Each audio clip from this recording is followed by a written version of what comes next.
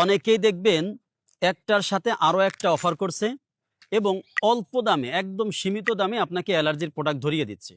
আর আমরা এই অফারগুলো পেয়ে সবাই সেদিকে ঝুঁকে এই প্রোডাক্টগুলো খাচ্ছি।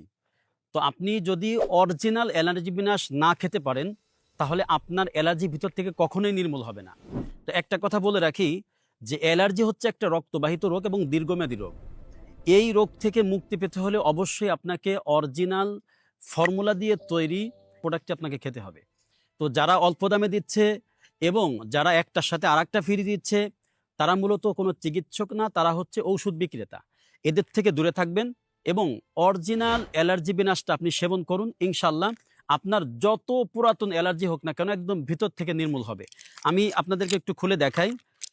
যেগুলো অরিজিনাল অ্যালার্জি বিনাশ হবে সেগুলো একটু সাইজে একটু বড় হবে এবং দেখেন ফিনিশিং হবে না, হাতে বানানো, এটা একদম হোমমেড।